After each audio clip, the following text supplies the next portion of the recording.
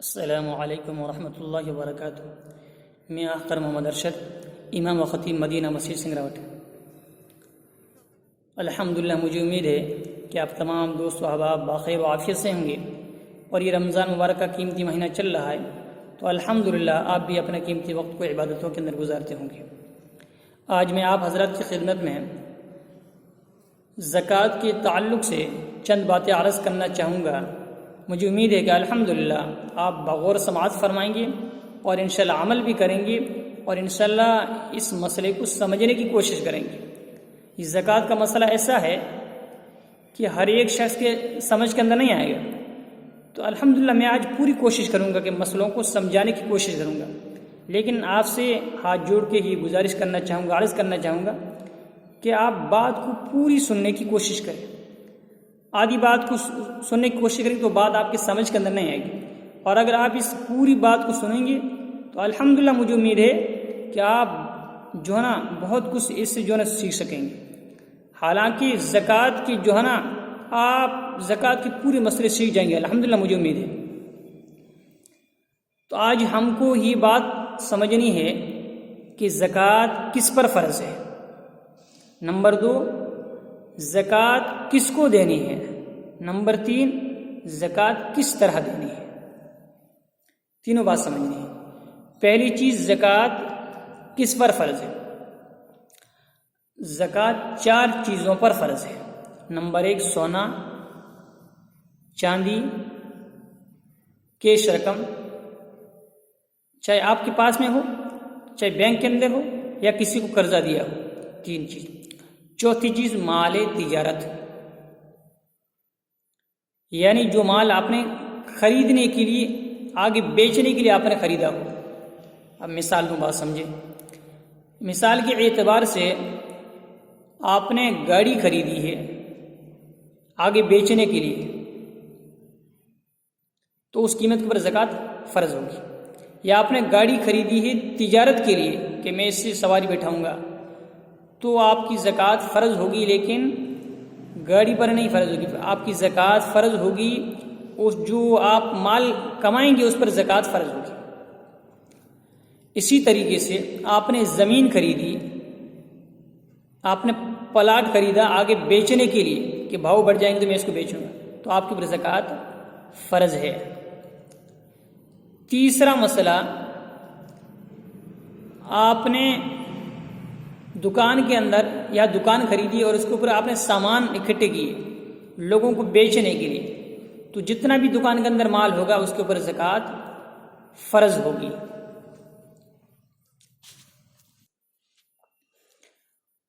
اور اسی طریقے سے یہ تو فرض ہو گئے۔ اب کچھ چیز ایسی ہے جس پر زکوٰۃ فرض نہیں، جیسے آپ کے پاس میں ایک گاڑی کے بجائے آپ کے پاس 10-12 گاڑیاں ہیں، لیکن اپنے لیے، اپنے گھر کے لیے ہے، نہ بیچنے کا ارادہ ہے، نہ تجارت کرنے کا ارادہ ہے، بلکہ اپنے لیے، اپنے شہرت کے لیے اپنے پاس کھڑی ہے، تو اس کے اوپر زکوٰۃ فرض نہیں۔ چاہے 10 ہو چاہے 20 گاڑیاں ہو، اپنے گھر کے لیے خریدی تو اس میں زکوٰۃ فرض نہیں۔ اسی طریقے سے آپ نے زمین خریدی ہے، پلاٹ خریدا ہے اپنا مکان بنانے کے لیے، تو اس پر زکوٰۃ فرض نہیں۔ یا آپ نے زمین خریدی کاشتکاری کے لیے کہ میں فصل بوؤں گا اس کے اندر، تو اس پر زکوٰۃ فرض نہیں۔ ہاں، اگر آپ جب بھی اس پر فصل بو گے تو جتنی فصل ہوگی تو فصل کے اوپر زکوٰۃ فرض ہوگی، لیکن زمین کے اوپر زکوٰۃ فرض نہیں ہوگی۔ اسی طریقے سے آپ نے گھر کے اندر سامان خریدے، جیسے بڑے بڑے دیگچی وغیرہ ہے، یا جو ہے نا فریج ہے، کولر ہے، پنکھے ہے، اے سی ہے، کپڑا دھونے مشینیں وغیرہ ہے، بڑی بڑی چیزیں آپ نے خریدی ہے لیکن اپنے گھر کے لیے خریدی ہے، تو اس کے اوپر زکوٰۃ فرض نہیں ہے۔ ایک مثال اور سمجھے۔ اسی طریقے سے آپ کے پاس میں 10-12 بنگلے ہیں، 10-12 بنگلے ہیں۔ ایک بنگلے کے اندر آپ رہ رہے ہو، دوسرا بنگلہ آپ نے جو ہے نا لوگوں کو کرائے کے طور پر دے رکھے ہیں، تو بنگلوں کے اوپر زکوٰۃ فرض نہیں۔ اس کی جو قیمت آ رہی ہے، قیمت کے اوپر زکوٰۃ دینی پڑے گی، لیکن بنگلوں کے اوپر زکوٰۃ فرض نہیں ہے۔ اب اس کے اندر ایک سوال پیدا ہوتا ہے کہ ان چیزوں پر کتنی مقدار ہو تو زکوٰۃ فرض ہوتی ہے اور کب فرض ہوتی ہے. اب بات سمجھیے کہ اس کی میں مثال ایک بات سمجھاؤں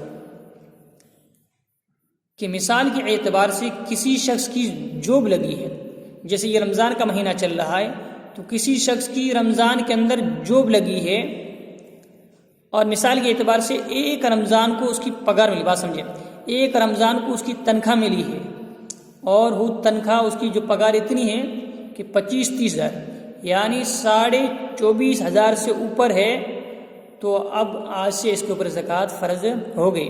اب یہ آج کی تاریخ لکھ لے، ایک رمضان 1440 لکھ لی. اسی طریقے سے کسی شخص کی رمضان کے اندر، ایک رمضان کے اندر شادی ہوئی ہے کسی لڑکی کی، اور اس کے ماں باپ نے اس کو سونا 52.5 تولہ، چاندی سونا 7.5 تولہ، چاندی 52.5 تولہ یا پیسے وغیرہ دیے، تو اب اس کے اوپر زکوٰۃ فرض. آج وہ اپنی جو ہے نا تاریخ لکھ لے، ڈیٹ لکھ لے، اور دوبارہ وہی تاریخ آئے گی تو اس کو زکوٰۃ نکالنی پڑے گی. تیسری مثال، جیسے کسی کے باپ کا انتقال ہو گیا ہے، اب ورثہ کو جو مال تھا، مال میراث تھی، سب ورثہ کو تقسیم کیا گیا. اب ایک بیٹے کے حق میں اتنا آیا ہے کہ اس کی قیمت، سونا ملا، چاندی ملی، جو بھی ملا، اس کی قیمت 24,500 سے اوپر ہے، تو اب اس کے اوپر زکوٰۃ فرض ہو گئی. اب یہ تاریخ آج سے لکھ لے، ڈیٹ آج سے لکھ لے، اور اب ان کی زکوٰۃ فرض ہوگی. اب اس زکوٰۃ اس کو کب نکالنی ہے کہ ایک تاریخ، ایک رمضان 1440 کو اس کو زکوٰۃ فرض ہوئی ہے، دوبارہ ایک رمضان، دوسرا سال رمضان کا، ایک رمضان 1441، یعنی ایک ہی رمضان فرض ہوئی تھی اور دوبارہ ایک ہی رمضان. اس کے اندر ہندی تاریخ نہیں دیکھی جائے گی، چاند کی تاریخ دیکھی جائے گی. اب ایک رمضان کو اب اس کو دیکھا جائے گا کہ زکوٰۃ فرض ہے. اب اس کی زکوٰۃ دینے کی مثال بتاؤں، آسان طریقہ، کہ سب سے پہلے اس کے گھر کے اندر جتنا بھی سونا ہے اکٹھا کر لے، جتنی چاندی ہے اکٹھی کر لے، پھر سونار کے دکھائے کہ بھئی میرے پاس بھی اتنا ہے، اس کے اوپر کتنے روپے ہوتے ہیں. پھر سونار نے بتا لیا کہ اس کے اوپر جو ہے نا 60,000 اس کی قیمت ہے. بات سمجھے، 60,000. اب آپ دیکھیں کہ جو ہے نا آپ کے بینک کے اندر کتنے روپیے ہیں، لاکھ روپیے ہے، تو 1,60,000 روپے ہو گئے. اب آپ کے پاس میں کتنے روپیے، 40,000 ہمارے پاس میں روپیے ہے، تو 2 لاکھ ہو گئے. اب 2 لاکھ کی زکوٰۃ آپ کو نکالنی پڑے گی. آج آپ اس 2 لاکھ کی زکوٰۃ الگ کر لیں، یعنی 1 لاکھ کی 2,500 روپے، 2 لاکھ کی 5,000 روپے ہوگی. تو آپ آج سے آپ 5,000 روپے الگ کر کے رکھ لیں. جو بھی زکوٰۃ لینے کا مستحق آئے آپ اس کو زکوٰۃ کے پیسے دیتے رہیں. یہ کیا ہوتا ہے کہ ہم زکوٰۃ دینے کے اندر تاخیر کر دیتے ہیں، لیٹ کر دیتے ہیں. اس لیے جس طرح کی نماز فرض وقت پر، اسی طرح زکوٰۃ بھی وقت پر نکالنی چاہیے، کیونکہ اللہ بہتر جانتا ہے. سمجھ لو ہم نے زکوٰۃ اپنے الگ نہیں کی، ایسی زکوٰۃ دیتے رہے، آج اپنا انتقال ہو گیا، تو اب کیا پتہ کہ کتنی زکوٰۃ ہماری باقی بچی ہے، ہم نے زکوٰۃ نکالی یا نہیں نکالی. تو وہ شخص قیامت کے دن پکڑ کا ذریعہ بنے گا، اس کے لیے قبر کے اندر اس کو عذاب ہوگا. اس لیے اللہ ہم سب کی حفاظت فرمائے. اس لیے یہ مسئلے خوب سمجھے. اب اگر ایک بات اور سمجھے، جس شخص کے پاس 24,500 روپے یہ ہو یا اس کی قیمت ہوگی یا سونا چاندی کوئی چیز ہوگی تو اس کے اوپر زکوٰۃ فرض ہوگی، اس سے کم ہے تو زکوٰۃ فرض نہیں ہوگی. ایک مثال اور سمجھے کہ کسی کے پاس میں تھوڑا سا سونا ہے، تھوڑی سی چاندی ہے، اب اس دونوں کی قیمت 52,500 چاندی کے برابر ہو رہی ہے، یعنی 24,500 روپے کے اوپر ہو رہی ہے، تو ان کے اوپر زکوٰۃ فرض ہے. اس سے کم ہے تو زکوٰۃ فرض نہیں. جیسے مثال سمجھیے، کسی کے پاس میں خالی 1 تولہ سونا ہے، چاندی نہیں، اب اس کے پاس میں 2,000 روپے یا 3,000 روپے ہیں، تو اس کے اوپر زکوٰۃ فرض ہو جائے گی. کیوں؟ اس لیے 1 تولہ کی تقریباً قیمت، سونے کی قیمت تقریباً 30-32 ہزار ہوتی ہوگی، اب اس کے اوپر 24,500 سے اوپر ہوگی تو اب اس کے اوپر زکوٰۃ فرض ہے، اس کو زکوٰۃ نکالنی پڑے گی. زکوٰۃ نہیں نکالے گا تو گنہگار ہوگا. ایک تو اکثر لوگ زکوٰۃ دینے کے اندر ایک تاخیر کرتے ہیں، دوسری بات زکوٰۃ دیتے نہیں، اکثر بولتے ہیں کہ ہم قرض دار ہیں. ارے بھائی پہلے حساب تو کرو کتنا قرضہ نکلتا ہے، پھر بعد میں دیکھو کہ ہماری زکوٰۃ فرض ہے یا نہیں ہے. جیسے میں نے تاریخ بتائی آپ کو، 1 رمضان کی زکوٰۃ فرض ہو رہی ہے تو آپ سب مال کو اکٹھا کریں کہ ہمارے پاس میں، جیسے میں نے مثال بتائی کہ 2 لاکھ کا سونا چاندی اور قیمت 2 لاکھ کی ہو رہی ہے. اب اپنے سمجھیں کہ ہمارے اوپر قرضہ ہے، زکوٰۃ نہیں ہو رہی، تو بھائی کتنا قرضہ ہے، قرضہ بھی ساتھ ملاؤ کہ اگر آپ کے اوپر 1,00,000 روپے کا قرضہ ہے تو 1,00,000 روپے قرضے نکال دو، 1,00,000 روپے پیچھے بچ کے اس کی آپ کو زکوٰۃ نکالنی پڑے گی. یا اگر آپ کے پاس 1.5 لاکھ روپے کا قرضہ ہے تو 50,000 پیچھے بچ رہے ہیں، 50,000 روپے کی آپ کو زکوٰۃ نکالنی پڑے گی، نہیں تو آپ گنہگار ہوں گے. اسی طریقے سے کسی کے اوپر اگر 2 لاکھ روپے کا قرضہ ہے یا 2 لاکھ سے اوپر قرضہ ہے اور اس کے اوپر 2 لاکھ روپے ہیں تو اس کے اوپر زکوٰۃ فرض نہیں ہوگی. اب وہ زکوٰۃ نہیں دے گا تو گنہگار نہیں ہوگا. ایک مثال اور دوں تاکہ بات آپ کو ذہن نشین ہو جائے، بات اب آپ کی سمجھ کے اندر آ جائے. آپ کو کسی نے کوئی ہدیہ دے دیا یا آپ کو کسی نے کوئی تحفہ دے دیا، تقریباً 25,000 ہے، 30,000 ہے، 60,000 ہے، تو اب آپ تاریخ نوٹ کر لیں. جس دن آپ کو پیسے دیے ہیں 24,500 سے اوپر دیے ہیں تو آپ کے اوپر زکوٰۃ فرض ہو گیا. آج آپ تاریخ نوٹ کر لیں، پھر دوبارہ وہی تاریخ، وہی سال گزر کر کے وہی تاریخ آئے گی تو آپ کو دیکھا جائے گا کہ میرے پاس کتنا سونا، کتنے پیسے وغیرہ، پھر آپ کو زکوٰۃ نکالنی پڑے گی. اب آپ کو 25,000 دی تھا، آپ زکوٰۃ کے مستحق ہو گئے تھے، لیکن آج تاریخ دوبارہ آئی تو آپ کے پاس کچھ نہیں، پیسے سب خرچ ہو گئے تو آپ کو زکوٰۃ نہیں نکالنی پڑے گی.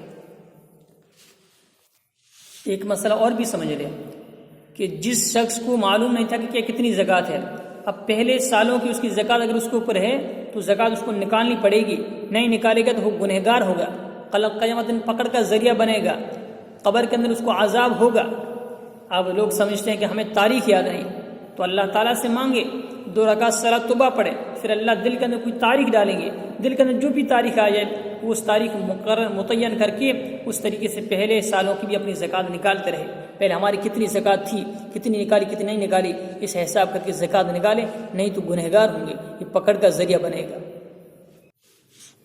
اب تیسری بات بچی کہ زکوٰۃ آپ کس کو دیں. یہ بات آپ خوب تحقیق کر لیں کہ جس کو زکوٰۃ دے رہے ہوں سب سے پہلے دیکھنا چاہیے کہ یہ زکوٰۃ لینے کا حقدار ہے یا نہیں. اگر کوئی شخص زکوٰۃ لینے کا حقدار نہیں، زکوٰۃ مانگ رہا ہے، آج کل لوگوں کی عادت بن گئی، لوگ زکوٰۃ لیتے رہتے ہیں لیکن حقدار نہیں ہوتا زکوٰۃ کا، اس کی خود کے اوپر زکوٰۃ فرض ہوتی ہے تو وہ تو گنہگار تھا ہی، لیکن اپنی زکوٰۃ ادا نہیں ہوئی، اپنا مال ضائع ہو گیا. آپ کو زکوٰۃ الگ سے نکالنی پڑے گی، نہیں نکالیں گے تو گنہگار ہوں گے. اس لیے خوب تحقیقات کی جائے کہ بھئی اس کی خود کے پاس کتنا سونا ہے، کتنی چاندی ہے، کس کے پاس میں جو کتنے روپے. اللہ ماشاء اللہ آج کوئی لوگ ایسا ہو جس کو زکوٰۃ فرض نہیں، باقی الحمدللہ ہر شخص پر زکوٰۃ فرض ہے لیکن زکوٰۃ نکالتا کوئی نہیں. استغفر اللہ، ہماری حفاظت فرما. اب زکوٰۃ کس کو دینی ہے؟ زکوٰۃ دینے کے اندر سب سے پہلے حق بنتا ہے عزیز و اقربا کا، رشتہ داروں کا. اب پہلے میں بتا دوں کہ رشتہ داروں کے اندر کئی شخص ایسے جس کو آپ زکوٰۃ نہیں دے سکتے، جیسے ماں باپ ہے اس کو آپ زکوٰۃ نہیں دے سکتے، اگر دیں گے تو زکوٰۃ ادا نہیں ہوگی. دادا دادی ہے اس کو نہیں دے سکتے، نانا نانی اس کو نہیں دے سکتے، اپنی اولاد کو نہیں دے سکتے، اسی طریقے سے اپنے پوتا پوتی کو نہیں دے سکتے. اب اس کے علاوہ ہے اپنی خالہ ہے، خالو ہے، یا پھوپھی ہے، پھوپھا ہے وغیرہ ہے، اس کو آپ زکوٰۃ دے سکتے ہو اور اس کو دینے کے اندر زیادہ ثواب ملے گا. اس لیے زیادہ ثواب ملے گا، ایک رشتہ دار، دوسرا غریب، تو سب سے پہلے اس کو دی جائے. اب دوسرے نمبر پر اپنے پڑوسیوں کو دی جائے، ہمارے جو پڑوسی اس کو دی جائے غریب ہے تو. اب تیسرے نمبر پر اس کو دیکھا جائے کہ اپنی بستی کے اندر دی جائے. چوتھے نمبر پھر باہر جانے کی کوشش کرے، پہلے باہر نہ دے. ہاں اگر کوئی واقعی کوئی شخص اپنا رشتہ دار دوسرے گاؤں کے اندر رہ رہا ہے تو ہم اس کو زکوٰۃ سب سے پہلے دے. یا ایسا کوئی شخص جو بالکل غریب ہے، معذور ہے، دوسرے گھروں کے اندر رہ رہا ہے، دوسرے شہروں کے اندر ہے، تو اس کا حق پہلے ہم اس کو زکوٰۃ پہلے دے. اسی طریقے سے زکوٰۃ دینے کی خوب تحقیق کریں. یہ نہ دیکھیں آج کل لوگ بہت دیکھتے ہیں کہ یہ جو فقیر ہے تو زکوٰۃ دینے نہیں. اللہ کے نزدیک فقیر وہ ہے جس کے پاس کھانے کے لیے کچھ نہ ہو، زکوٰۃ اس کے اوپر فرض نہ ہو، آپ اس کو زکوٰۃ دے سکتے ہو. اگر فقیر بھی ہے اور زکوٰۃ فرض ہے تو آپ اس کو زکوٰۃ نہیں دے سکتے، نام سے فقیر نہیں چلا جائے، اس لیے اس کو خود کو دیکھا جائے گا. اسی طریقے سے آپ مدارس کے اندر بھی خوب زکوٰۃ دیں، اس کا بڑا ہی ثواب ہے. پڑھنے والے بچے ہمارے لیے ایک ارب پڑھے کتنا بڑا ثواب ملے گا. اور علماء در در کی ٹھوکریں کھا رہے ہیں، ہمارے گھروں کے اندر گھوم رہے روزہ رکھ کے، پھر بھی ہمیں شرم نہیں آتی کہ ہم علماء کو زکوٰۃ نہیں دیں. اکثر لوگ تو علماء کو گالیاں دیتے ہیں، حالانکہ العلماء ورثۃ الانبیاء، یہ علماء انبیاء کی وارث ہیں. شکر مانو اس کا کہ ہمارے گھروں کے در در کی ٹھوکریں کھا رہے ہیں، ہم سے بھیک مانگ رہے زکوٰۃ، پھر بھی لوگ نہیں دے رہے. کوئی 10 روپے دے رہا ہے، کوئی 20 روپے دے رہا ہے، کوئی تو بالکل کچھ دیتا نہیں، گالیاں دیتا ہے. اس لیے توبہ و استغفار کریں، ان علماء کی جو ہے نا خوب ادب و احترام کریں، یہ انبیاء کی وارث ہیں. اللہ کے نبی فرمایا ایک وقت ایسا آئے گا، ابھی تو علماء لے رہے ہیں، ایک وقت ایسا آئے گا کہ لوگ اپنی زکوٰۃ کو نکالنے کی کوشش کریں گے. لوگوں کو بولیں گے زکوٰۃ لو، لیکن کچھ زکوٰۃ لینے کے لیے تیار نہیں ہو.